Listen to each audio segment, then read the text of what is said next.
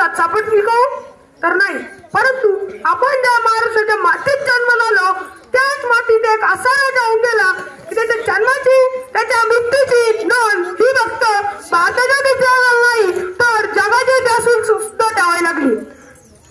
जर तुम्ही एखाद्या बाहेरच्या देशात गेलात आणि तिथे तुम्हाला विचारलं की का कुठून आलात तर त्यांना छाती डोकावून सांगायचं की त्याने मरणाला लाजवलं आणि त्याने आलेल्या मरणाला सुद्धा जगायला शिकवलं.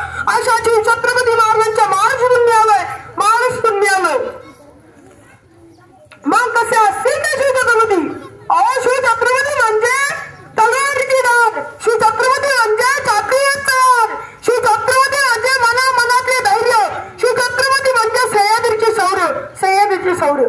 जर तुम्ही कधी सह्याद्रीच्या गड किल्ल्यावर गेलात तर ते गड किल्ले मन भरून बघा, कारण गड किल्ले म्हणजे फक्त जगत नसून साक्षात आपले महाराज आहेत. आणखी डोळे भरून येतात जेव्हा शूद्र सुद्धा महाराजांचं कौतुक करतात.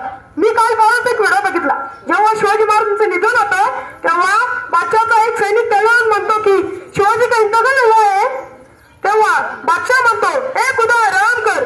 तेव्हा त्याच्या दरबारातील एक सैनिक त्याला म्हणतो की बादशाह दुश्मन के रहम. तेव्हा बादशाह सलामत म्हणतो शिवाजी सा शख्सियत लाखों में एक होता है, दुश्मन की औरत को मां कहने वाला बाप ने एक दिल इंसान के लिए जिन्नत के दरवाजे खोल ले मेरे खुदा. खरंच सांगतो हा व्हिडिओ बघून मला अक्षरशः डोळ्यात पाणी झाले. बघा ना, जो बादशाह शिवाजी महाराजांना मारून हे गड किल्ले पाठवणार होता तोच बादशाह शिवाजी महाराजांचं निधन झाल्यानंतर सांगतोय की देवा स्वर्गाची दार उघडी कर. हा व्हिडिओ बघून मला खरंच महाराजांची माफी मागायची वाटते. माफ करा महाराज, तुमच्या विचारांना तुमच्या संस्कारांना आम्ही सर्वजण आज विसरलोय. हो खरंच विसरलोय.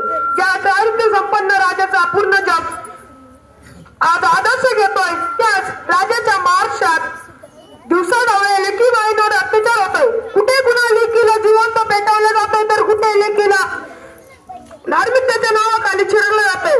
माफ करा राजा. राजा तुम्ही आयुष्यभर सरहद्दीतल्या माय माऊलींना तर त्याच्या बोडा का म्हणत आपला, परंतु आज त्याच माय माऊलींना न्यायासाठी वनवन द्यावं लागतं, राजा वनवन द्यावं लागतंय. चला तर मग आजच्या शिवजयंतीच्या निमित्ताने आपण सर्वजण एक निश्चय करूयात की महाराजांसारखं दिसण्यातच नाही तर महाराजांसारखं वागण्याचाही प्रयत्न करू आणि प्रत्येक स्त्रीला माते समान मानू. ही छोटीशी भेट